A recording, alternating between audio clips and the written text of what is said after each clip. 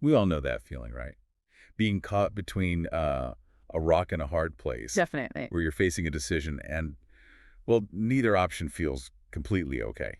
Yeah, that's pretty much the core of an ethical dilemma. Our source material actually defines it pretty well. It says it's a problem in the decision-making process between two possible options, neither of which is absolutely acceptable from an ethical perspective. Exactly. We face moral questions all the time, little things. Find a wallet, try to return it. Usually pretty clear. Right. But these ethical dilemmas, they're different. They're the really naughty ones, the ones without those easy, clean answers. They often pit really important values against each other. You're forced to weigh things up, make some pretty tough calls. And that's exactly what we're getting into today. Yeah.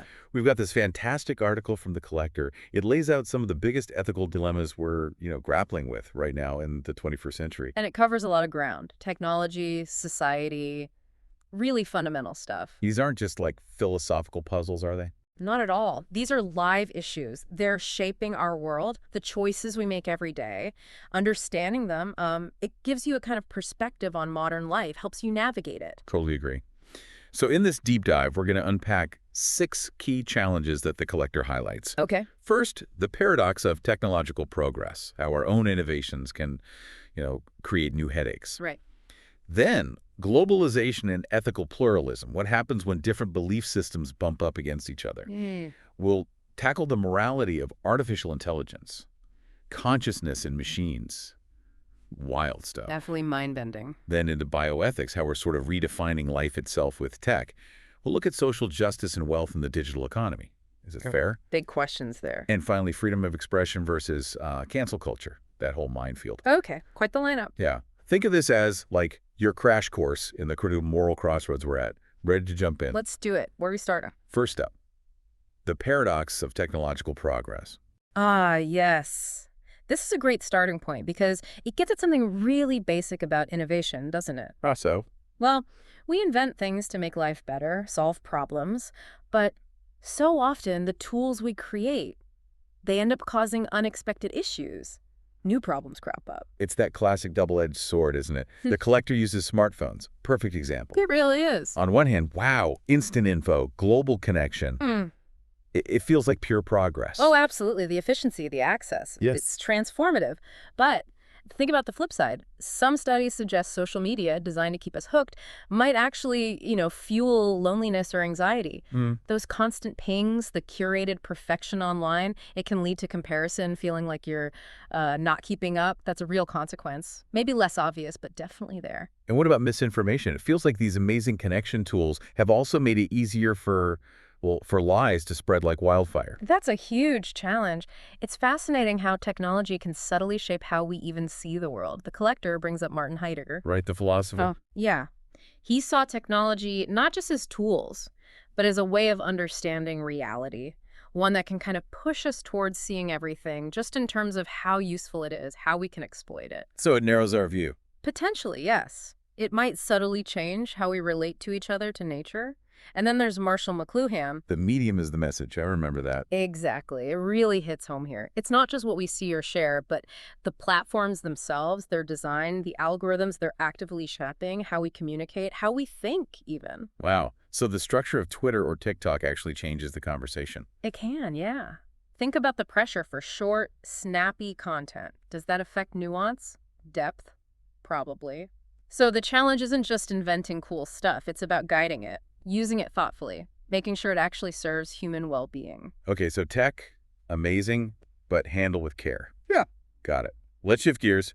Globalization and ethical pluralism. That sounds complicated. What's the core idea? It sounds academic, but think of it like this. The Collector uses a great analogy, a global potluck dinner. Okay, I like potlucks. Right. Everyone brings their own dish, representing their culture, their values. Now imagine the whole world showing up. That's Why- globalization.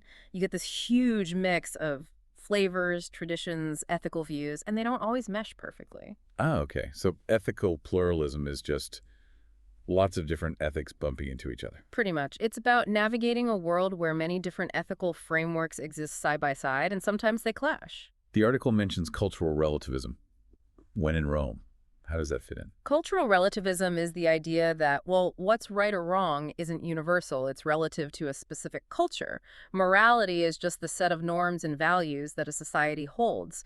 So you judge practices within their own context. Okay, but what happens when those contexts clash? The article uses wearing fur as an example. Exactly. In one culture, it might be a deep-rooted tradition. In another, it's seen as totally unethical because of animal welfare concerns. So when in Rome doesn't always cut it. It hits a wall there, yeah. Because that clashes with the idea of universal moral standards principles, like basic human rights, that arguably should apply everywhere, regardless of culture. So there's a real tension there. How do we manage this global ethical potluck without, food fights? Well, the collector suggests the key is tolerance and understanding. It's about appreciating diversity, but also trying to find common ground for peaceful coexistence. It means being willing to engage with views that might challenge your own. Which isn't always easy. Definitely not, but necessary in our connected world. Okay. Now let's get into something that feels, I don't know, almost sci-fi. The morality of artificial intelligence. Consciousness. Yeah, this is where things get really speculative, but also incredibly important. The basic question is, as AI gets smarter, more complex, starts mimicking human interaction, could it develop something like consciousness? And if it did? Then what? What ethical duties might we have towards it? It's hard to wrap your head around. But, like the collector says, machines thinking for themselves, it's maybe not pure fiction anymore. If an AI learns, makes choices, maybe even acts like it understands feelings or suffering, does that mean there's something going on inside? These are the deep questions people are starting to seriously debate. Philosophers, scientists, everyone. The idea of robot rights sounds out there, but it forces us to ask, what's the basis for moral consideration? Is it just being human? Or is it something else, like complexity or subjective experience? Could that apply to, well, non-biological things? The article uses the phrase parenting in digital form about developing AI. That's powerful. It is. It highlights the responsibility, doesn't it? We're creating something potentially very powerful with huge societal impact. We need to think ethically about how we do it. Consider Immanuel Kant. Another philosopher. Yeah. He linked moral agency being a moral actor to autonomy, the ability to make free, rational choices based on moral principles. Now, could an AI ever achieve that kind of autonomy? And if it did, would it have moral standing? wow. It fundamentally changes the game. So this isn't just about building better tools. It's making us rethink what a person is who deserves moral consideration, moving beyond just humans. Precisely. We are definitely entering uncharted ethical waters here, as those lines blur between natural and artificial intelligence. Okay, changing tack again. Let's talk bioethics. Redefining life. The collector calls bioethics a referee in a game between biology and ethics. What kind of game is that? It's a game with incredibly high stakes. It's about our growing power to understand life and, crucially, to manipulate it. Think genetics, human enhancement. Right. Gene editing. Exactly. On the one hand, amazing potential, eradicating horrible inherited diseases. Most people see that as a clear win, ethically. Sure, that seems obviously good. But the same tech could potentially be used for enhancement, making people stronger, smarter. That's where the ethical alarm bells go off for a lot of people. It feels like we're playing God, as they say, stepping into very tricky territory. And it's not just hypothetical, is it? GMOs, genetically modified organisms, are already here. They are. And they raise all sorts of questions about safety, environmental impact, our relationship with nature, altering life itself. So with gene editing, the dilemma is stark. Fixing a disease. Okay. Oh, enhancing traits. Where's the line? That's the million-dollar question. If we start editing for non-medical reasons, better athletes, smarter kids, are we creating an unfair society? Or just pushing human potential? It's a huge debate. And it goes beyond genetics too, right? Yeah. Extending life with technology. Yes. The collector brings up Aristotle's idea of eudaimonia, human flourishing. Is just living longer the goal? Or is it about the quality of that life? What does a good life even mean when we can push biological limits? It really does sound like Pandora's box, as the article says. Every new capability brings a whole new set of moral puzzles. Absolutely. Just because we can do something. Doesn't mean we should. Exactly. Science moves fast, and ethics often struggles to keep up. Okay, let's look at the economy now. Social justice, redistribution, but specifically in the digital world. The article asks if the huge wealth being created online is being shared fairly. That's the crux of it, yeah. The digital economy has created wealth at an incredible speed. Some companies, some individuals, massive success very quickly. but it's also led to huge gaps, big disparities.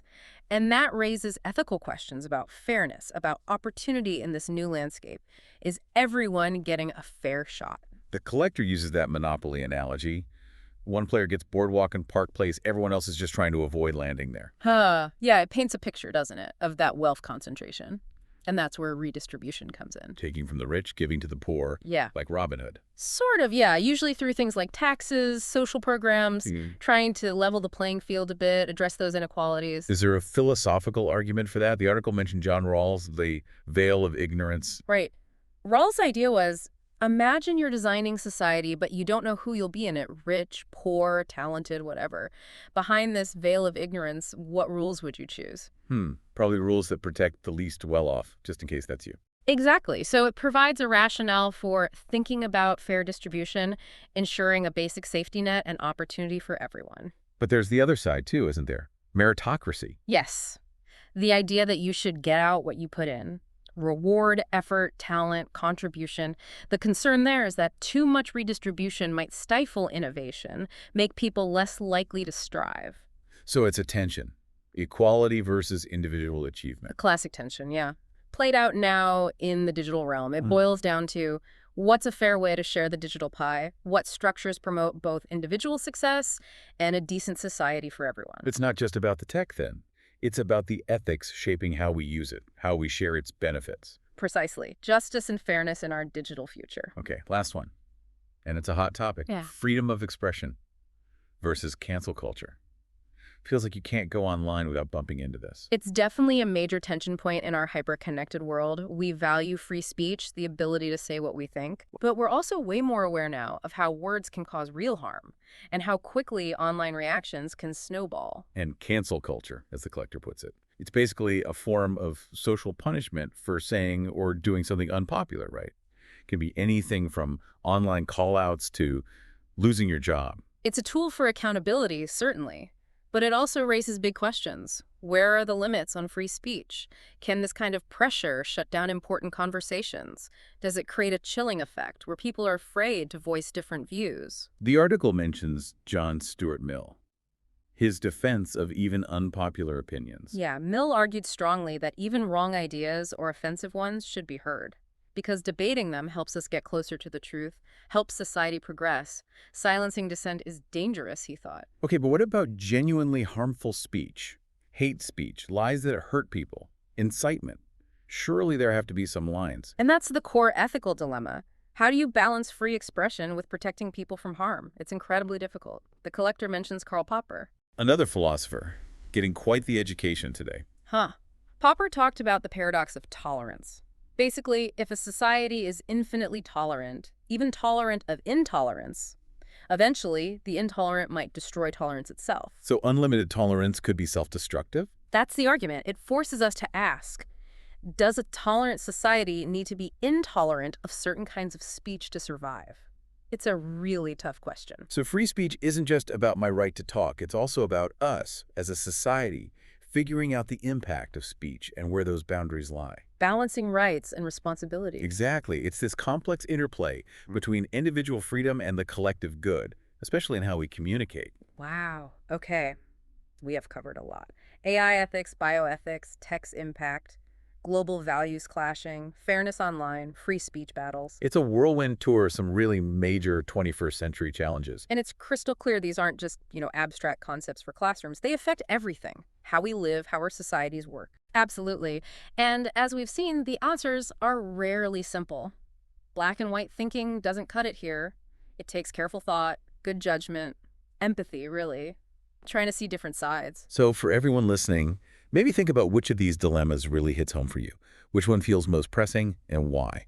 What's our role as individuals in navigating all this complexity? Good question. And maybe the biggest one, as technology keeps racing ahead, as the world gets even more connected, what core ethical principles should be our guide? What should be our North Star through all this change? Definitely something worth pondering.